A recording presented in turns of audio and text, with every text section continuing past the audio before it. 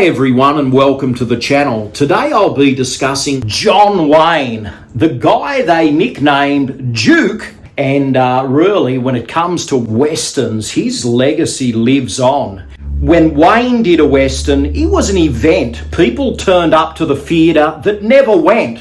Everyone wanted to see a John Wayne western at the cinema, and if you talk to people that grew up in the 50s and 60s, some of those audience members looked at John Wayne as almost a father figure because those performances were so charismatic, so strong, and so appealing to the American public that they just wanted more and more. And that's really what makes John Duke Wayne one of the greatest Western stars of all time. Now, it's almost impossible to cover all of Duke Wayne's Western catalogue, but I will try and highlight some of the big ones from those serials he did, The Three Mosquitoes, right through to those big epics. And one of them that is actually directed by Wayne himself is The Alamo.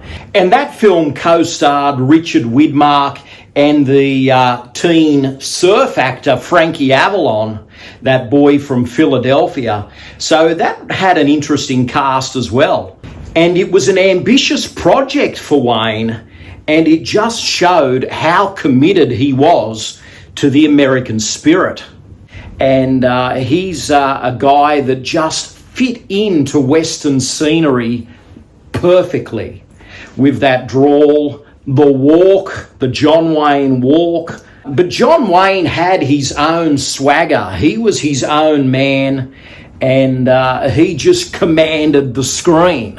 And his reputation speaks for itself. Wayne was just an icon of the Western genre. Those films were just unforgettable. He starred in some early black and white ones, even a few silent westerns. But as the years went on, the budgets got bigger and bigger. Wayne was the ringleader. He surrounded himself with great, talented performers. And Wayne would often choose to collaborate with filmmakers that were at the top of their game.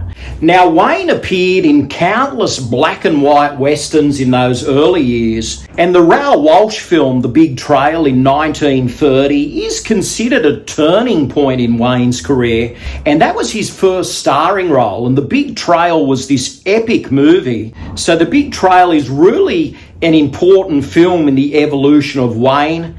And after that, it took Wayne another 9 years of starring in westerns till he really hit it big with Stagecoach. This is landmark filmmaking, and it really reshaped the direction of westerns.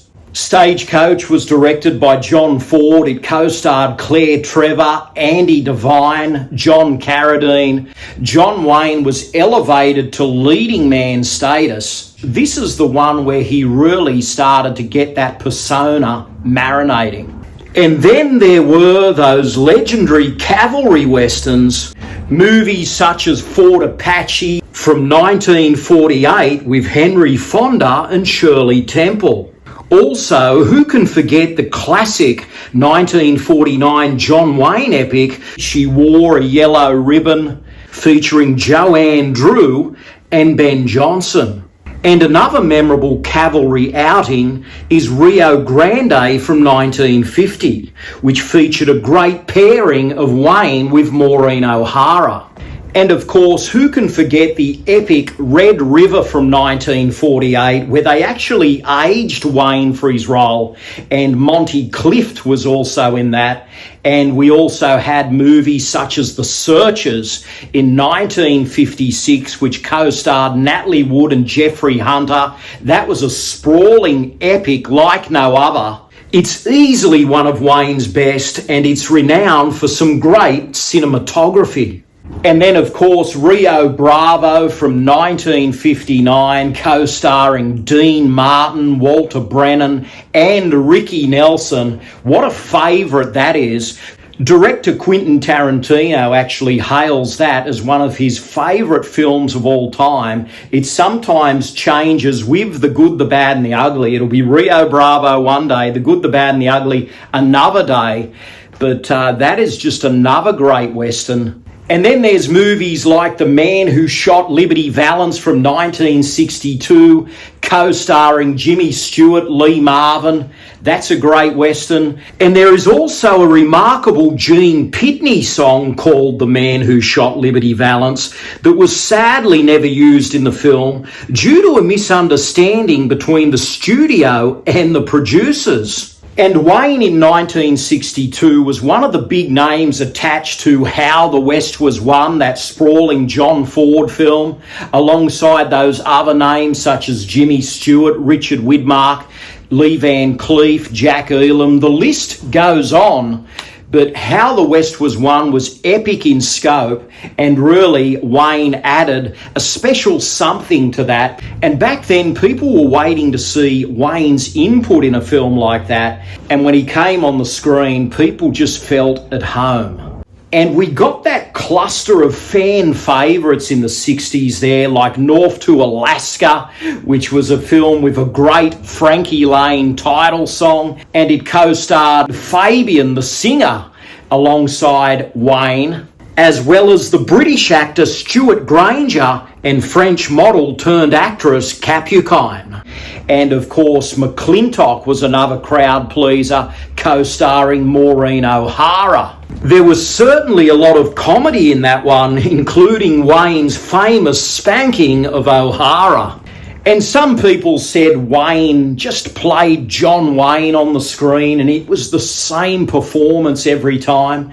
But when it came to True Grit in 1969, Wayne put on an eye patch to play the drunken Rooster Cogburn, and he dug deep, as did newcomer Kim Darby, who was fantastic.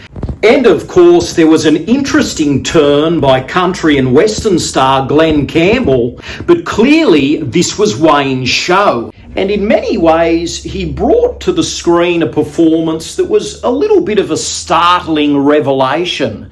This was a John Wayne really that we hadn't seen before. There was different elements to this performance. There was a grittiness, there was a weathered texture. This was a Wayne like no other. And for that performance, Wayne was finally warmly embraced for his acting by the critics. He was awarded the Best Actor Academy Award, and many great westerns followed. And it is interesting to note that Elvis was offered the Glenn Campbell role, but Elvis's agent demanded top billing, so Elvis's casting sadly never came to pass. And in the 1970s, it was made public knowledge that Wayne was battling cancer, and he released a film in 1976 called The Shootist, co-starring James Stewart and Ron Howard. It's a really wonderfully acted western. In some ways, it just has a somber tone and a sadness to it. As we know, the Wayne we see on the screen is very much the Wayne that was off screen. Both characters are battling a terrible illness, but it was just a testament to Wayne's determination to keep up the demand by the public. They wanted to see him in more things, and Wayne just gave them another one. And The Shootist remains his last film. It's one that has to be seen, and Wayne is great in it. So yes, John Wayne sadly passed away in 1979, but what a legacy he left behind. When it comes to Western actors, Wayne is really the first actor that appears in our minds. He is like the granddaddy of Western stars. And will there ever be another John Wayne? Definitely not. He was just totally distinguishable by those performances. He had that great voice. He had a real tough guy persona. He had a commanding screen presence, and audiences just loved him. Many people looked up to him.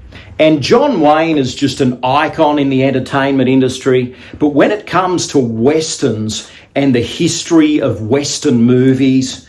He is just up there. He rides tall in the saddle. Almost nobody can compete with Wayne. He did so many from those early silent films right through.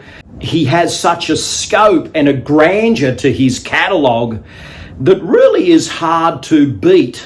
So John Wayne is a guy that you have to experience. If you're going to watch a Western, choose a quality Wayne Western, and you will be in the presence of one of the all-time greats. So yes, John Wayne was a titan when it came to Westerns, and his legacy will live on and on.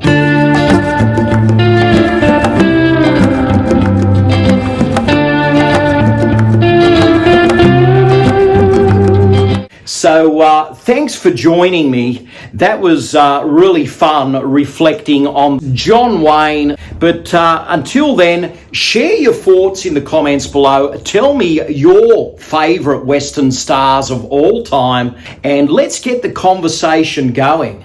And if you're looking for more Western commentary, I do have another countdown video that focuses on 5 amazing Westerns you must see. And I also have another one on 5 amazing Billy the Kid Westerns you must see. So the Western genre is a favourite of mine, and you'll always find me back on here talking about Westerns at some point.